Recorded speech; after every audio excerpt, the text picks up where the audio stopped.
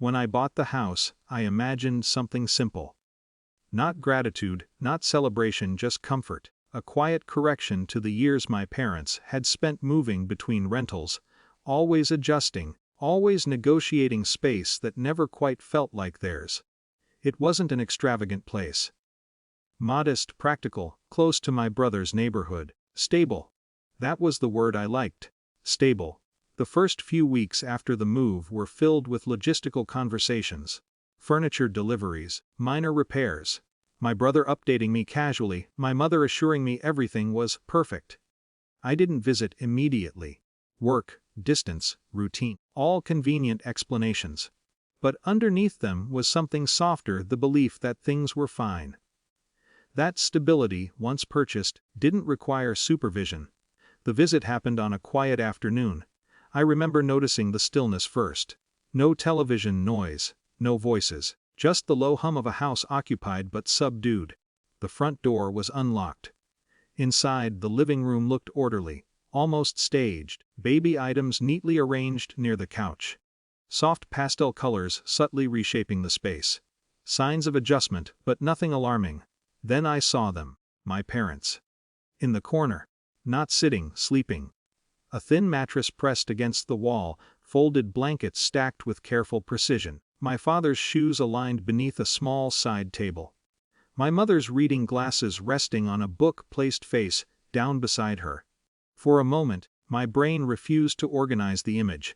It wasn't dramatic enough to trigger immediate alarm. No visible distress. No obvious chaos. Just wrongness. A quiet, disorienting wrongness. I stood there longer than I should have, absorbing details with a strange clinical detachment. The scale of the corner. The absence of personal items elsewhere. The way their presence had been reduced to something temporary, almost apologetic. From the hallway, footsteps. My sister-in-law emerged, adjusting the sleeve of her sweater. She noticed my gaze immediately, then followed it. Her expression didn't shift. Instead, a small, knowing smile appeared. "We need the space for the baby," she said. Her tone was conversational, light, as though explaining a minor seating rearrangement. "They're just in the way." The words landed with remarkable softness. Not cruelty.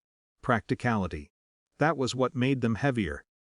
Behind her, my brother hovered uncertainly, his posture carrying the subtle discomfort of someone aware of tension, but unsure where alignment should fall.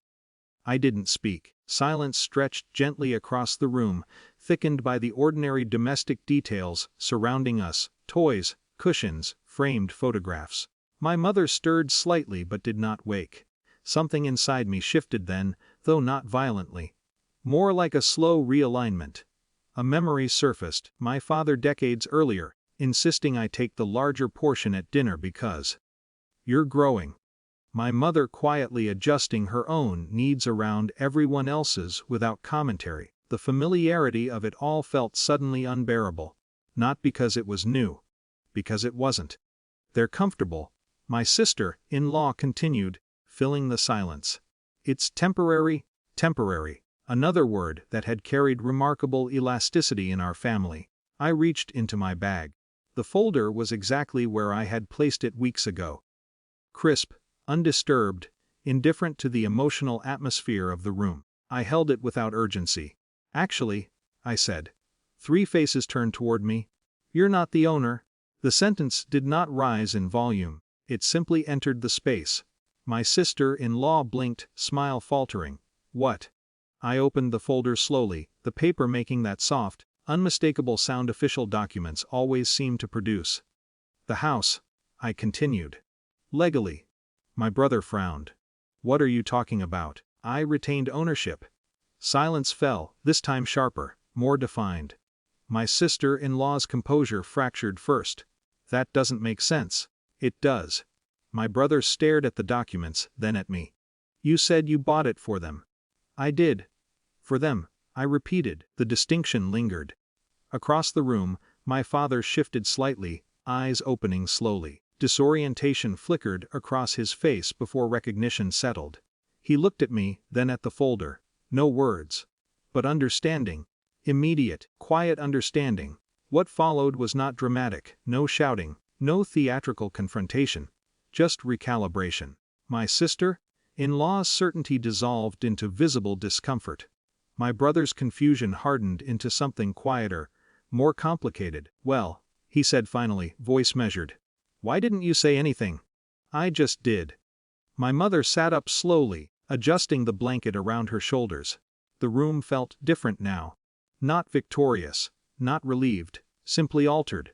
I gathered the papers calmly. "We should discuss living arrangements," I said.